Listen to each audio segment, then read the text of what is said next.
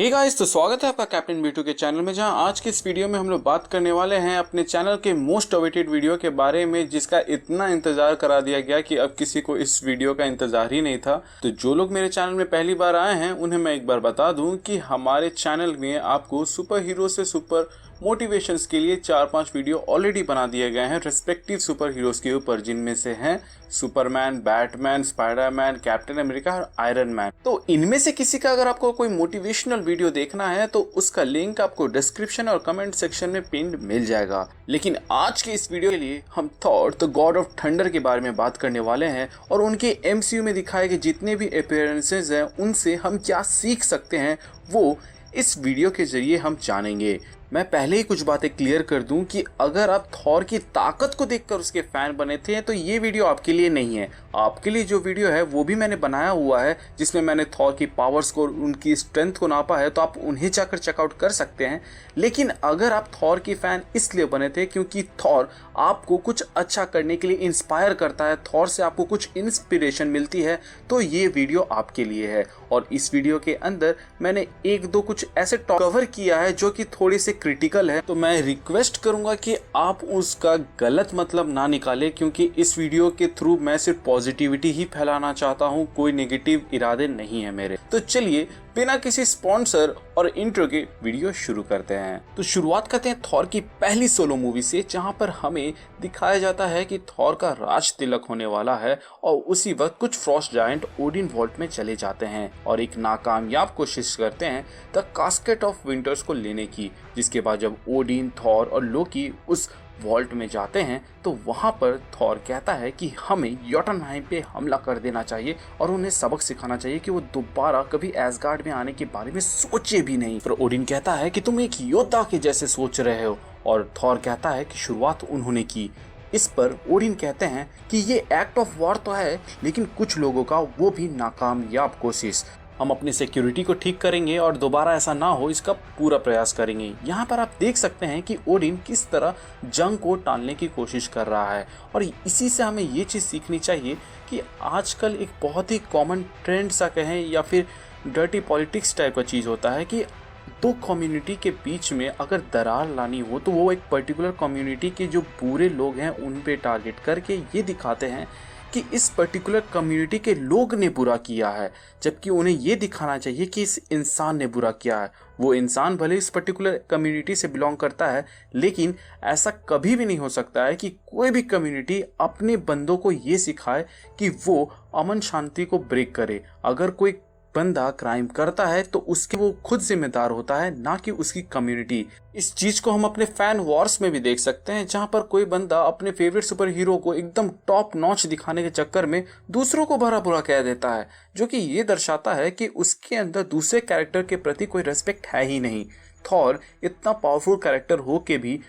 Avengers movie के अंदर captain के ऑर्डर्स लेता है। इनफैक्ट कॉमिक्स के अंदर भी वो कैप्टन के ऑर्डर्स लेता है। क्यों? इसलिए क्योंकि वो उसकी रेस्पेक्ट करता है। पावरफुल होना सब कुछ नहीं होता है, बल्कि रेस्पेक्ट करना और रेस्पेक्ट अर्न करना सबसे बड़ी चीज होती है। तो अब आप जब भी कोई टॉक्सिक फैन बॉय या ऐसा कोई इंसान देखे जो पर्टिकुलर कम्युनिटी को गलत दिखाने की कोशिश कर रहा है, तो आप समझ जाइए कि ये लोग नफरत फैलाने वाले हैं। इनसे दूर रहें और इन्हें इग्नोर करें, क्योंकि हमें अमन शांति की ओर फोकस करना चाहिए, ना कि इन सब चीजों की, क्योंकि ऐसी सोच इंसान को अंधा बना देती है। और ये चीज हमें थॉर मूवी में भी दिखाया गया, जहां थॉर के अंदर जंग के लिए इतनी लालसा थी कि वो अपने दोस्तों को लेकर योटनहाइम में जाकर लॉफी को चैलेंज कर देता है और वहां पे जंग का ऐलान कर देता है और जंग भी करता है। लेकिन वो इस जंग में इतना डूब सा जाता है कि वो देखता ही नहीं कि उसके साथियों के ऊपर वो फौज भारी पड़ रहे हैं और वो जख्मी हो रहे थे।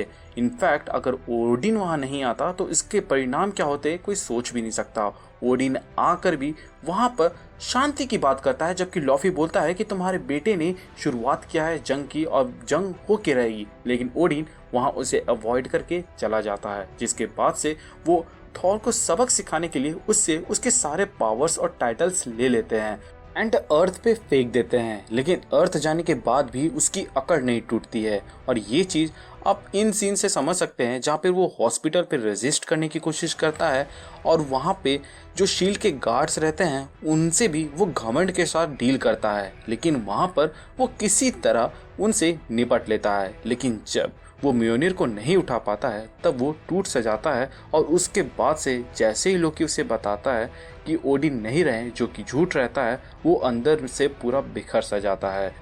और इसके बाद ही थॉर के अंदर बदलाव आना शुरू होता है। सबसे पहला बदलाव तो हम उस वक्त देखते हैं कि मूवी के शुरुआत में जब थॉर बच्चा रहता है तब से उसके अंदर हम एक जंग की एक अलग से भाव को देखते हैं, जब वो बोलता है कि हम भी जब बड़े हो जाएंगे तो जंग करेंगे वगैरह वगैरह टाइप का। लेकिन इस सीन में आप देख सकते हैं कि कैसे वो जेन फॉस्टर को बच्चों के जैसे एक्सप्लेन कर रहा होता है कि ये क्या है वो क्या है, जैसे हम फैंस किसी नॉन एमसीयू फैन को एक्सप्लेन करते हैं कि देखो ये क्या है वो क्या है, उस तरह करके। इनफैक्ट आप इस सीन के स्टार्टिंग में देखिएगा जहाँ पर जेन फॉस्टर कहती है कि मेरी सारी मेहनत को शील्ड ले गई और हो सकता है कि आगे भी वो कभी भी मेरे सारे रिसर्चेस को पब्लिश होने ना दे, जिसके वजह से वो बहुत उदास होती है और उसकी आंखों में आप नमी देख सकते हैं जो कि ये दर्शा है कि वो गिव अप कर रही होती है। लेकिन थॉर यहाँ पे उसे गिव अप करने नहीं देता है, बल्कि वो उसे मोटिवेट करता है और कहता है कि तुम्हें ये करना चाहिए क्योंकि तुम सही हो। और यहीं से हमें वो सीख मिलती है कि हमें कभी गिव अप नहीं करना चाहिए, क्योंकि थॉर कभी भी ऐसा नहीं चाहेगा। और बीइंग अ थॉर फैन, अगर आप किसी को भी देखते हैं कि कोई गिव अप कर रहा है अपने सपनों को लेकर या फिर किसी चीज़ में कॉम्प्रोमाइज कर रहा है, तो उसे गिव अप करने से रोके और उसे मोटिवेट करे कि वो उस काम को अंजाम तक ले जाए, अपने सपने को साकार करे और लोगों का नाम रोशन करे। अगर आप ऐसा करते हैं तो आप एक कदम बढ़ाते हैं थॉर के जैसा बनने के लिए। और एक कैरेक्टर चेंज जो थॉर के अंदर आता है लेकिन हमें थॉर की मूवी में नहीं दिखाया गया था, वो ये था कि आप लोगों को ये सीन तो याद होता है जहाँ पर वो कॉफ़ी ड्रिंक करता है और उसे वो पसंद आती है और वो वहाँ पर कप को फोड़ देता है, जिस पर जेन कहती है कि अगर तुम कप फोड़ोगे तो मैं तुम्हें और ड्रिंक नहीं दिलवाऊंगी, जिस पे थॉर अग्री हो जाता है। लेकिन मूवी में कुछ समय बाद जब थॉर के अंदर चेंजेस आना शुरू होते हैं, तब जब ये लोग बैठ के खा रहे होते हैं तो वो वहाँ पर एक कप उठाता है और जेन से कहता है कि क्या मैं ये कप ले सकता हूँ, जिस पर जेन कहती है ऑफ कोर्स ले सकते हो। और थॉर उस कप को ले जाके उस लेडी को देता है जो कि उस रेस्टोरेंट की ओनर रहती है और कहता है कि मुझे माफ़ कीजिएगा कि मैंने आपका वो कप उस वक्त तोड़ दिया था, आप बहुत अच्छा काम करते हैं और ऐसा ही करते रहें, जो कि डिलीटेड सीन में था। लेकिन अगर ये मूवी में होता तो ये देखने में बहुत ही अच्छा लगता। अब इसके बाद मूवी के एंड में आते हैं जहाँ पर हम देखते हैं कि डिस्ट्रॉयर के सामने खुद को सैक्रिफाइस करने से पहले थॉर कहता है कि मुझसे जो भी गलती हुई हो उसके लिए मुझे माफ़ कर देना। जिंदगी में हम लोग कभी कभी अनजाने में किसी को ठेस पहुंचा देते हैं और कभी अगर आपको ऐसा लगे कि ऐसा हुआ है तो आप उन्हें सॉरी कह दें। किसी को सॉरी बोल देने से आप छोटे नहीं हो जाते हैं, उल्टा इससे आपका ईमान बढ़ता है। और इसके बाद ही हम देखते हैं कि थॉर खुद को सैक्रिफाइस करने के लिए डिस्ट्रॉयर के सामने चला जाता है, जो कि बहुत बड़ी बात है जिसे मुझे एक्सप्लेन करने की ज़रूरत नहीं है। लेकिन आप इस चीज़ को और इस चीज़ से क्या सीख सकते हैं और कैसे रियल लाइफ में अप्लाई कर सकते हैं,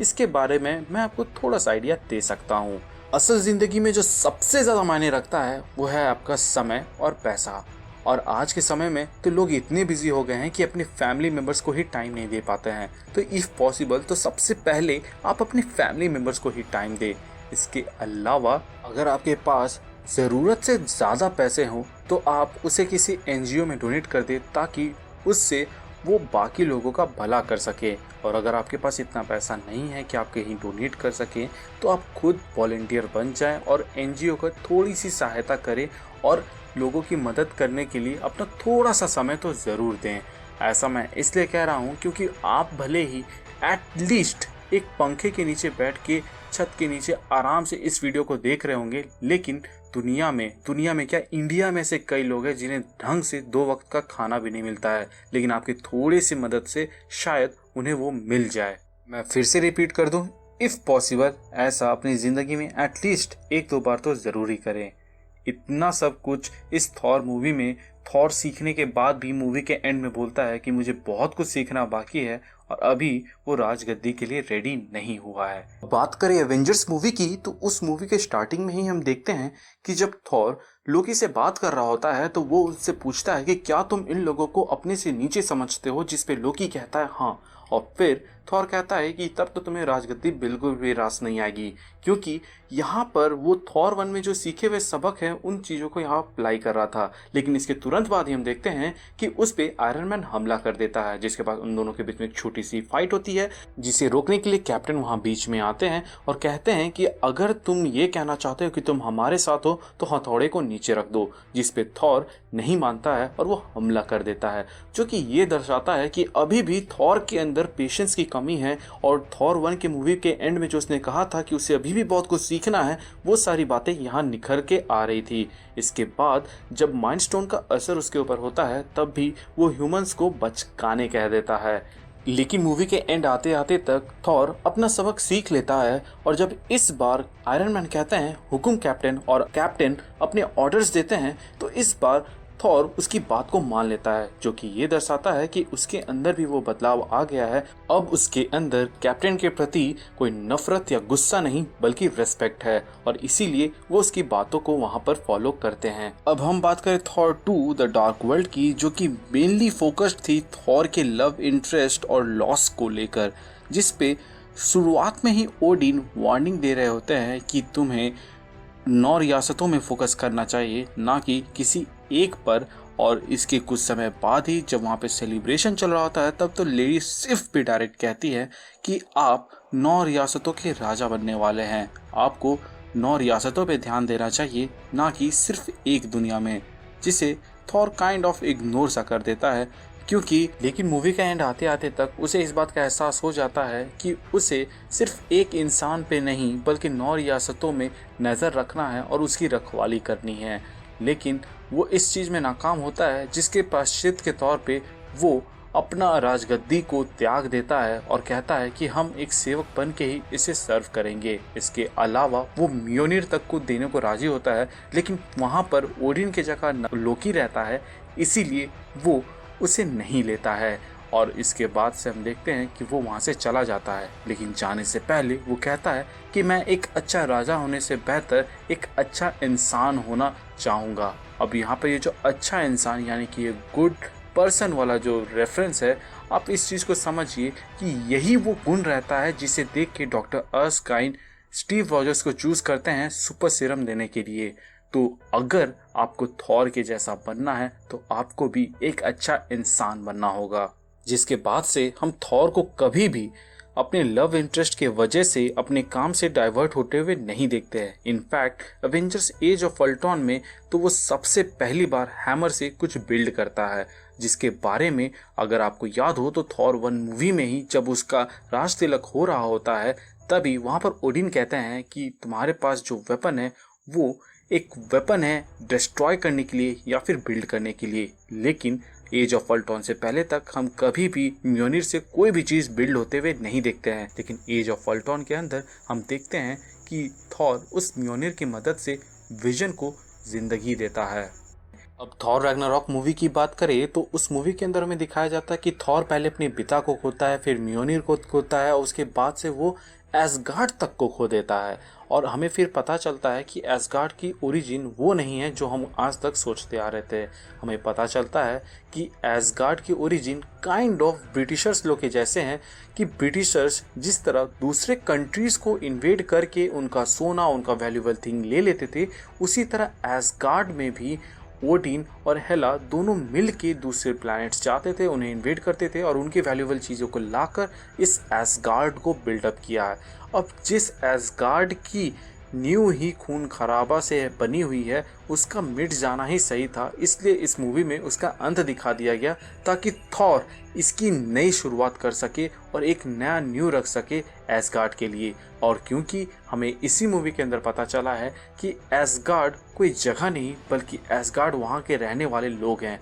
ये मेटाफोरिकली ये भी बताता है कि कोई भी जगह उस लैंड के वजह से वो जगह नहीं बनती है बल्कि वहाँ रह रहे लोगों की वजह से बनती है। एंड मूवी के एंड होते होते तक हमें काइंड ऑफ कर्मा इफेक्ट देखने को मिलता है, जहां हमें दिखाया जाता है कि थॉर के शिप के सामने थैनोस की शिप आ जाती है और थैनोस थॉर के शिप में मौजूद आधे लोगों को मार देता है और आधे लोगों को अर्थ जाने दे देता है, जिसे आप कह सकते हैं कि एसगार्डियन के जो पास्ट में जो उनके पूर्वजों ने जो कांड किए थे उसकी सज़ा इन लोगों को मिली थ्रू कर्मा, जो कि काइंड ऑफ हम इंडियंस भी फेस करते हैं। अब इस चीज़ को मैं इस चीज़ से एक्सप्लेन करना चाहूँगा कि अगर हमारे पूर्वजों ने इन इक्वालिटी और कास्टिज़म जैसी चीज़ों को इस्टेब्लिश नहीं किया होता तो शायद रिजर्वेशन जैसी चीज़ आज एग्जिस्टेंस में नहीं होती। उनके भेदभाव करने के वजह से उसका खामियाजा आज की जनरेशन भुगत रही है। खैर, अब चलते हैं। अगली चीज़ जो हम थॉर से सीख सकते हैं वो ये है कि चाहे कितनी भी कठिन परिस्थिति हो उसका सामना मुस्कुराते हुए करिए। आप देख सकते हैं जब रॉकेट से वो बात कर रहा होता है तब वो वहाँ पर बताता है कि कैसे वो अपनी माँ को खोया, म्योनिर को खोया, अपने बेस्ट फ्रेंड को खोया, डैड को खोया, अपने उस होम प्लैनेट तक को खो दिया, लेकिन फिर भी वो वहाँ पे मुस्कुरा रहा होता है। और वो फिर बताता है कि उसके पास एक मोटिव है, बदला लेना। यहाँ पर बदला लेने की आग में थॉर इतना अंधा हो गया था कि वो थानोस के सिर पे वार करने छोड़ के सीने में वार करता है ताकि वो उसे ये कह सके कि you will die for that, और इसकी वजह से पूरा यूनिवर्स उसकी कीमत चुकाता है। और ये कीमत उसके ऊपर इतना भारी पड़ता है कि जो कि है गॉड, वो तक काइंड ऑफ डिप्रेशन में चला जाता है। वो PTSD से गुजर रहा होता है, जिसके वजह से आप देख ही सकते हैं कि एवेंजर्स एंड गेम में उसका क्या हाल हुआ था। लेकिन वो उससे भी फाइट करके बाहर आता है, जो कि ये दर्शाता है कि चाहे कि हालात कितने भी बुरे क्यों ना हो, हमें गिव अप नहीं करना है और हमें उन परिस्थितियों से उठकर उनका सामना करना है और फिर से कभी भी एक ही गलती दोबारा से नहीं दोहरानी है। और इसीलिए मूवी के एंड में आप देख सकते हैं कि वो पहले सर के लिए जा रहा होता है और उसके बाद से जब मूवी एंड हो जाती है तब वो टेसा थॉम्सन के कैरेक्टर वैल्किरी को एसगार्ड की गद्दी सौंप कर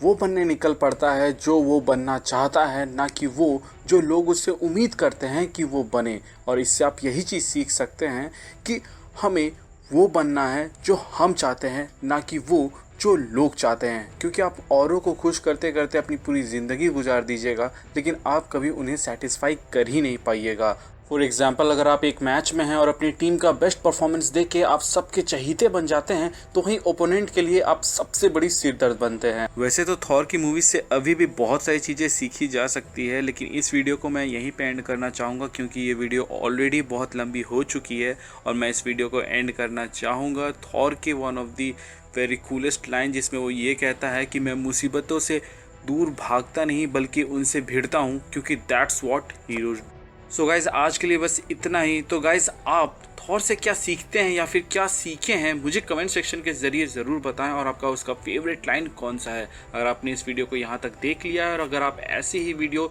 किसी और सुपर हीरो जैसे कि Batman, Superman, iron man, captain America या स्पाइडरमैन के ऊपर देखना चाहते हैं तो उसके लिंक आपको डिस्क्रिप्शन और कमेंट सेक्शन में पिन मिल जाएगी। आपको ये वीडियो अच्छा लगा हो तो लाइक करें, शेयर करें, और अगर बुरा लगा हो तो क्या बुरा लगा है वो आप मुझे बता सकते हैं। उसके साथ ही साथ डिसलाइक बटन भी मार सकते हैं। अगर आप मेरे चैनल पे नए हैं तो चैनल को सब्सक्राइब कर दें। अगर आप पुराने हैं तो घंटी वाले आइकन को दबा दें ताकि आपको टाइम पे नोटिफिकेशन मिलते रहे। और हमारे इस चैनल का मोटो ना भूलें, लोगों की मदद करें, अपना ख्याल रखें एंड कीप मूविंग फॉरवर्ड का रट लगाकर आगे बढ़ते रहें। Thank you for watching this video. Stay tuned.